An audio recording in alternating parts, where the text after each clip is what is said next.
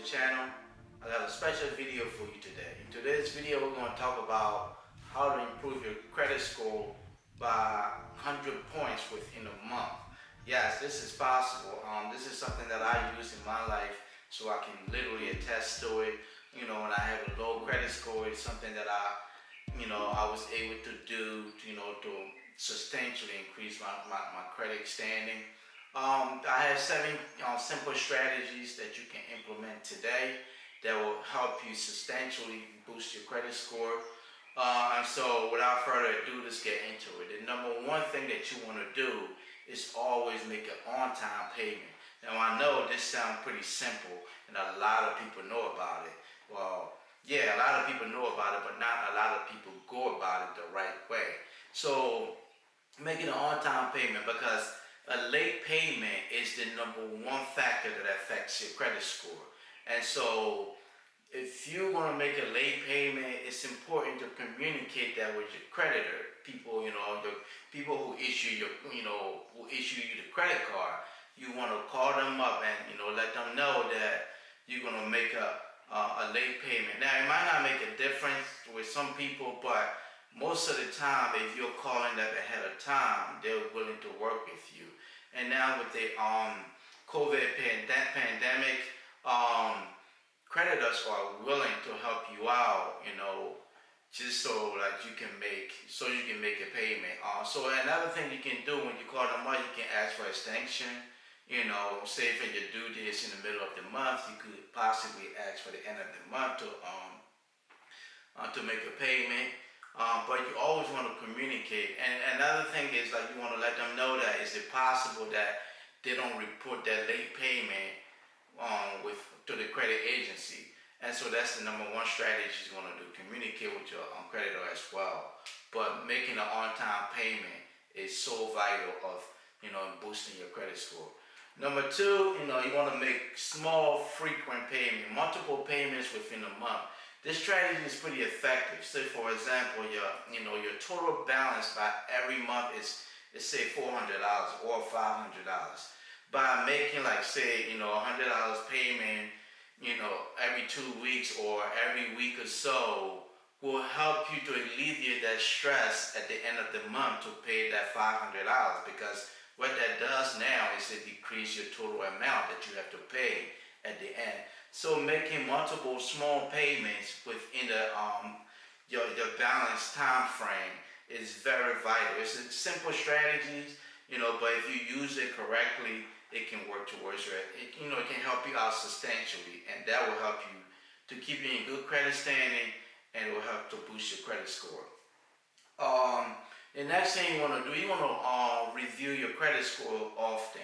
What happens is, if you review your credit score, you might find something on there that is not supposed to be on there, and with that you can dispute, that claim, and that can help you put you in a good credit standing as well.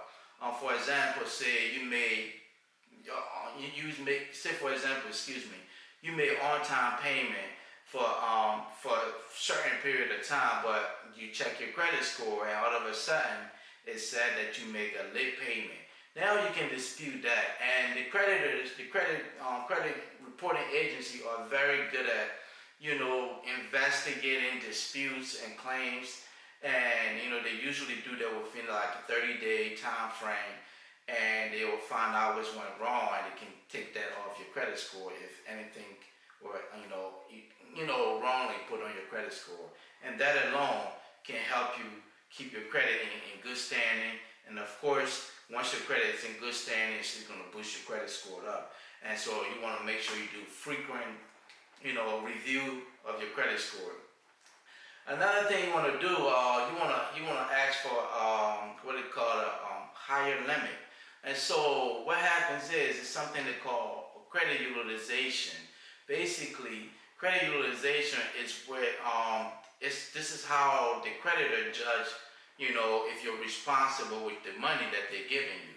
So for me personally, my credit utilization, meaning that how much credit that you're using within a month or within your statement period.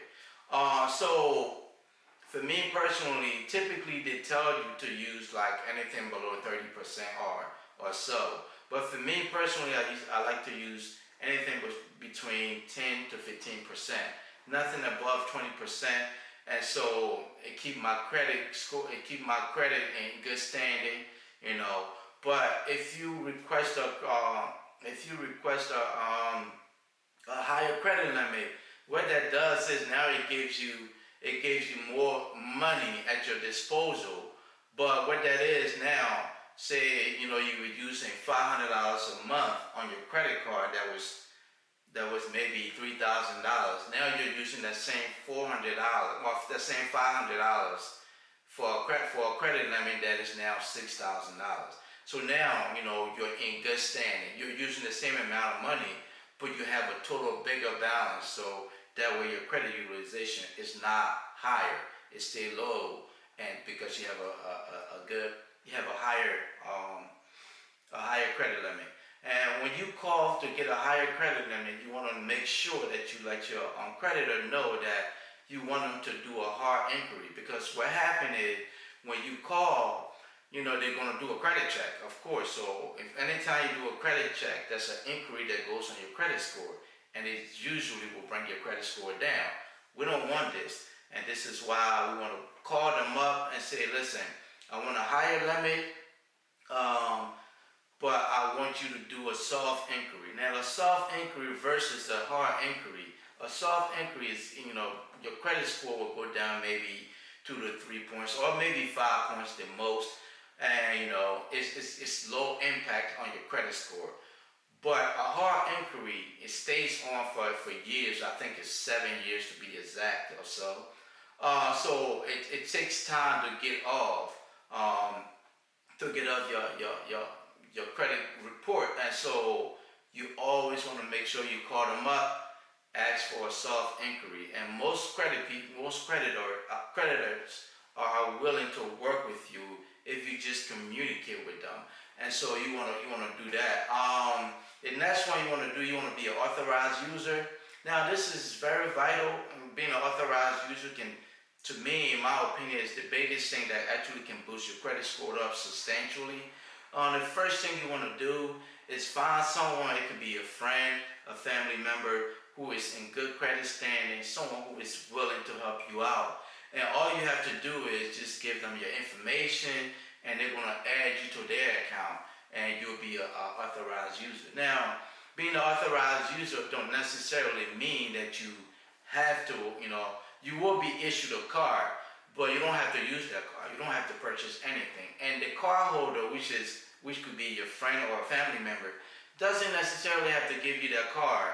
And you don't have to spend anything on it. Like for example, my sister, she's an authorized user on my credit card, but she doesn't even want the credit card. I have the credit card, somewhere in my wallet that I don't use it. She doesn't need it, but what that does is just by being on my account, it helps her credit score go up because I'm in a good standing as far as credit concerned.